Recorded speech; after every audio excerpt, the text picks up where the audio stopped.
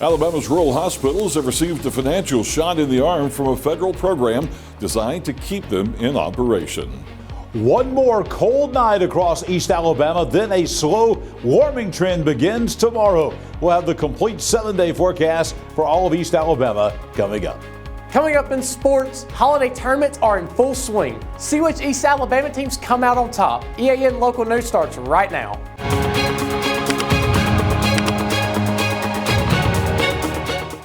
This segment of EAN Local News is brought to you by Waldrop Metal Buildings, custom metal buildings built right here in Anniston. Hello, we're glad you could join us. I'm Carl Brady. Governor Kay Ivey announced Monday that Alabama will be getting more than $203 million next year to improve health care access throughout the state. The Centers for Medicaid and Medicare Services made the allotment to Alabama through its Rural Health Transformation Program, a 5-year plan to strengthen health care programs. Ivey says Alabama has made preparations for the federal money, which was approved in July, by developing a comprehensive rural health strategy. That plan was submitted for approval in November, and the state established a Rural Health Transformation Advisory Group earlier this month. The program contains major initiatives such as rural health care, maternal and fetal development, a cancer treatment program, and improved EMS trauma response. The money will also be used for a mental health initiative, community medicine programs, and rural health clinics. Jackson County authorities have arrested a Gadsden woman and charged her with murder and abuse of a corpse in a case that happened 2 years ago. Sheriff Rocky Harnan says his deputies filed the charges against 23-year-old Janelle Stedman last week. She's accused in the death of 25-year-old Jamari Moore of Scottsboro, whose body was found in Lake Guntersville by a fisherman in August of 2023. Deputies are continuing their investigation in the case. 2 new chain restaurants are expected to open in Pell City within the next few months. Construction is almost complete on both the Olive Garden and the LongHorn Steakhouse, and city officials say they've been told the restaurants are on track to open on schedule. The hiring and training process is expected to begin soon, and the targeted opening dates for the restaurants are in the first quarter of 2026. A murder case is sent to a local grand jury. That story and more when we return.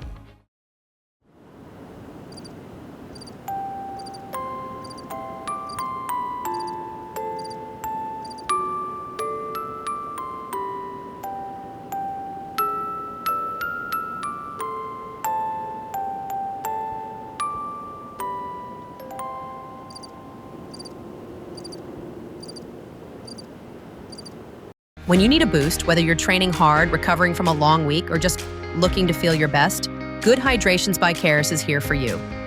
Our skilled team delivers safe, customized hydration infusions, monitored from start to finish, with telehealth access to Dr. Sneed and the physicians at Caris Primary Care Direct and Caris Medical Clinic for added support. Choose from a full range of options: immunity, anti-aging, recovery, energy, and wellness maintenance, all tailored to your needs. Appointments are required, but same-day scheduling is often available. Visit us at 1330 Layton Avenue in Anniston, or let us come to you with mobile hydration services. Good Hydrations by Caris, keeping you energized, hydrated, and feeling great.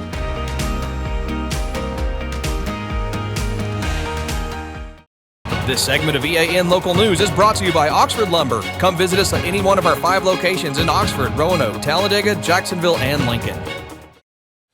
A Childersburg man will face murder charges in the death of a Birmingham area man earlier this month.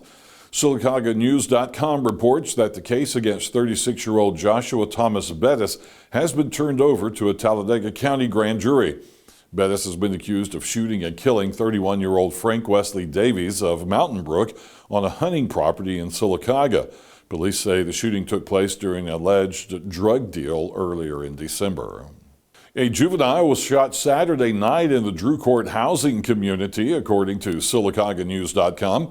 Police were called at 7:49 p.m. to a report of a shooting and learned the victim had been shot inside a residence in that neighborhood. She was taken to Coosa Valley Medical Center before being transferred to Children's of Alabama for further treatment.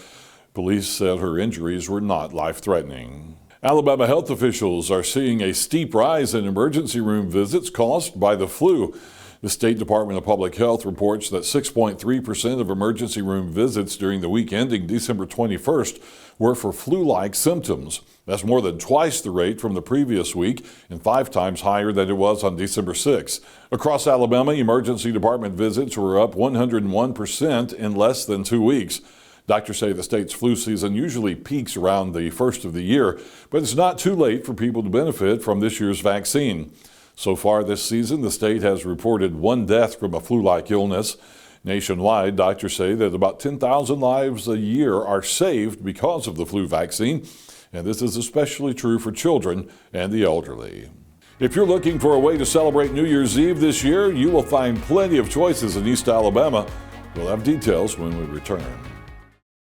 For over 60 years, Oxford Lumber has been servicing our area, and our customer service has always been our main focus.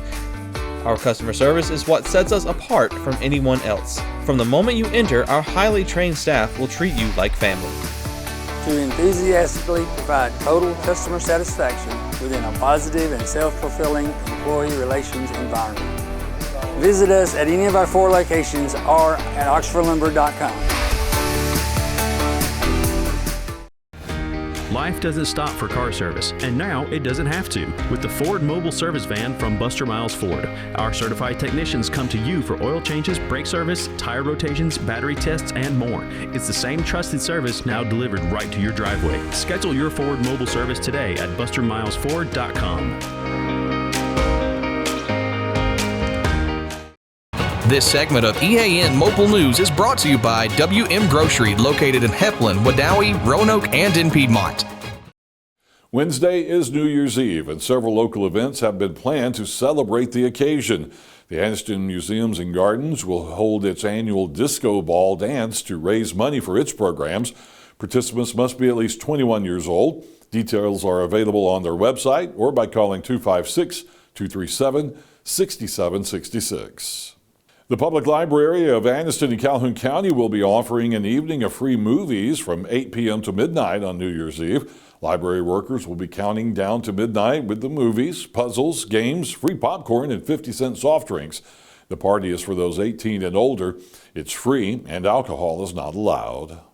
Sparky the Squirrel has become the New Year's mascot of Piedmont.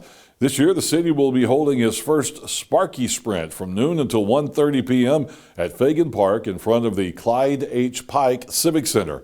Kids who can't stay up until midnight are invited to take part in a fun run around the park with Sparky.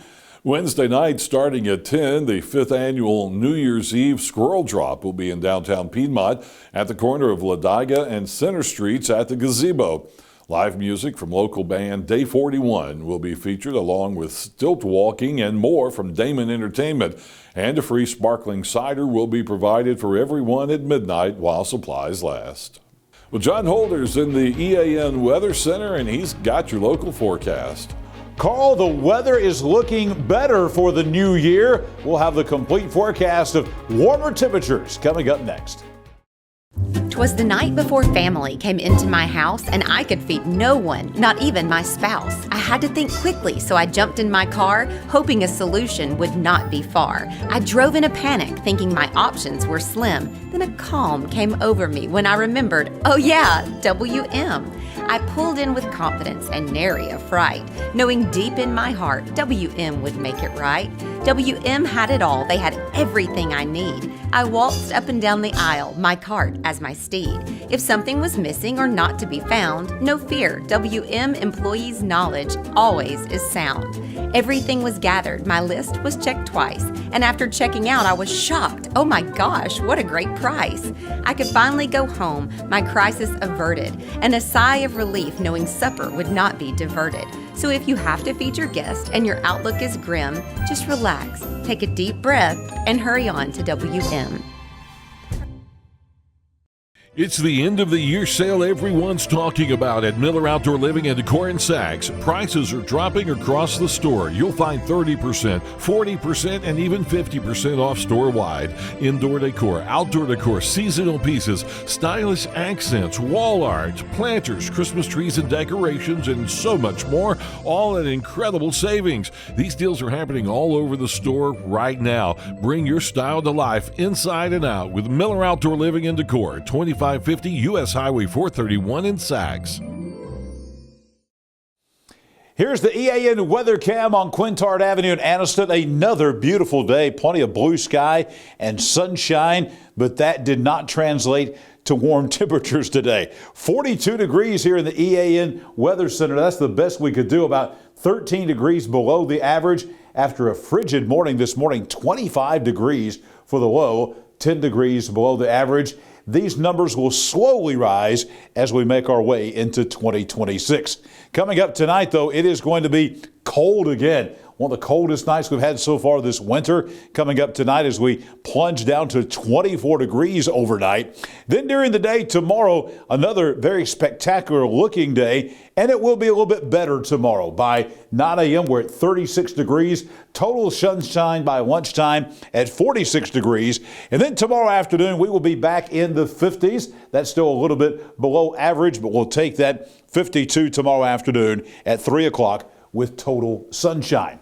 Here's the 7-day forecast, which will take us right into the new year, into 2026. And New Year's Day is looking very nice. Plenty of sunshine. The high at 58 degrees. So we'll actually be a little bit above average on New Year's Day. Our next chance of rain coming Friday. This will mainly be Friday afternoon after lunchtime.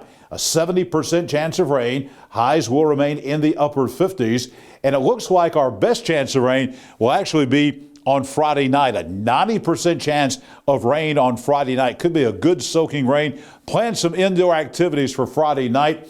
Only 49 for the low, though. Then on Saturday, some lingering showers before lunchtime, about a 40% chance of a shower. But sunshine returns Saturday afternoon, and look at that temperature. We're back in the 60s at 62 degrees, and we're going to stay in the 60s for a while. Sunshine on Sunday, the high at 60 degrees, 63 on Monday, back in the 50s by Tuesday of next week. But again, these temperatures are all a little bit above average for this time of year across East Alabama.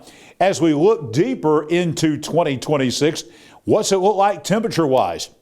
As we go into really the first half of the month of January, here's the 8 to 14-day temperature outlook for the United States. And look at us here in Alabama. Really, the western three-quarter of the United States is going to be above average on temperatures. So if our average temperature here in early January is low to mid 50s, that means we're expecting temperatures to probably be upper 50s to lower 60s for highs for the first half of the month of January. We will take that, again, a very warm weather pattern setting up for the first half of the month of January across East Alabama. I'll be back here tomorrow morning, bright and early, with your New Year's Eve forecast. Coming up next, we've got your Tuesday night sports. Colby Amos is right back at you after the break. This holiday season, find the perfect gifts at Old Noble Gift Shop. From unique Christmas presents to local town merchandise, we've got something for everyone on your list. Shop special keepsakes that capture the holiday spirit and hometown pride. And don't forget, we have meals from local businesses to make your celebrations even sweeter. Kids can even send their letters to Santa right here at Old Noble. Old Noble in Anniston, your small town shop for Christmas cheer.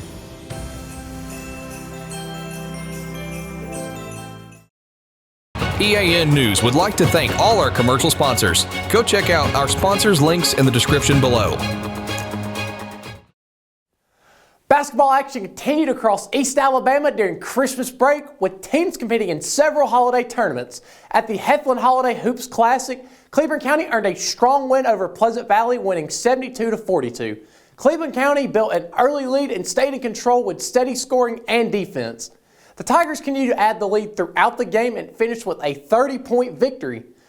Several East Alabama teams also competed in other holiday matchups. At the Supreme Court's tournament in Guntersville High School, Alexander defeated Oakwood 84-58. Cole Wheeler led Alexander with 26 points, including 5 3-point shots. J.J. Benson added 20 points with 4 3-pointers as the Valley Cubs improved to 9-3 on the season. Alexander received scoring from multiple players as the team used balanced offense to secure the win. Jacksonville Christian also earned a tournament win, defeating Sac 72-58. Noah Lee led the Thunder with 38 points, 21 rebounds, and 3 assists as they have now improved to a 7-5 record. Bryson Dowdy added 23 points and 5 rebounds for Jacksonville Christian. Jack Henry Harris contributed 8 rebounds in the win. With holiday tournaments underway, East Alabama teams continue to stay busy and build momentum as basketball season moves forward. That's all that we have for sports today. Back to you, Carl. Thank you for watching East Alabama Now Local News. We appreciate all of your support. Please like and subscribe to see more local news for your area. We'll be gone for the next couple of days to celebrate New Year's. We'll see you back here Friday for your news on your schedule.